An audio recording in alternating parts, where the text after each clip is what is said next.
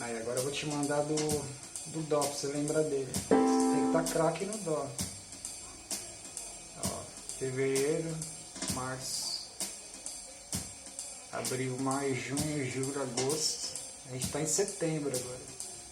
Então você está estudando 8 meses comigo. Você tem que estar craque nisso aqui. 8 meses tem que estar bem craque já no Dó. Pra você poder passar em Ré, ó, Ré, Mi maior, tá vendo? Fá, nem faz isso aí. Domina primeiro o Ré e o Dó, você já tem que estar craque. Já tem um tempo que você está estudando. Tá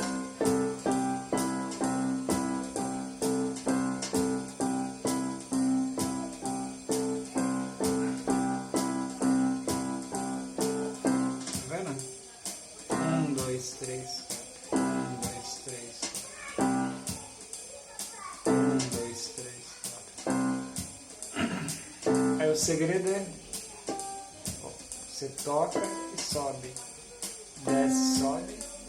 Desce, sobe. Desce, sobe. Desce, sobe. Desce, sobe. Então, desce, sobe, desce, sobe.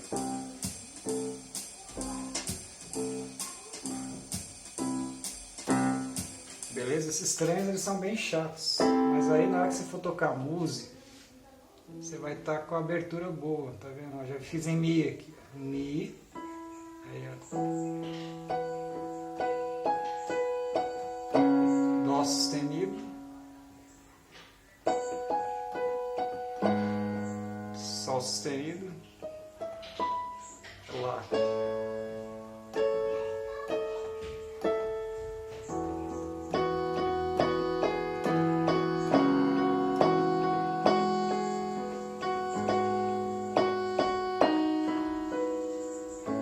Aí você vai ter que aprender a fazer essa escala aqui, ó.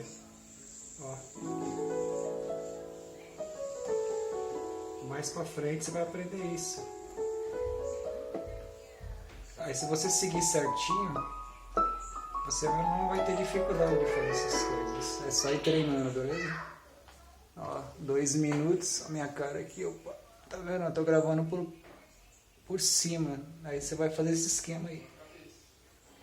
Aí na hora que você pôr a câmera, vai ter uns quadradinhos do lado. Se você deitar mais a câmera, entendeu? Se deitar ela pra frente, assim, deitando, é assim, ó. Você vai virar ela pra cima, né? Você deixa ela reta, quando você virar ela, aí ela vai inverter a imagem do teclado, vai ficar certinho, beleza? Certo? Ó, bons treinos, aí dá até pra ver minha cara aqui. Deu 3 minutos e 6, vai dar 10 agora, beleza? Bons treinos aí.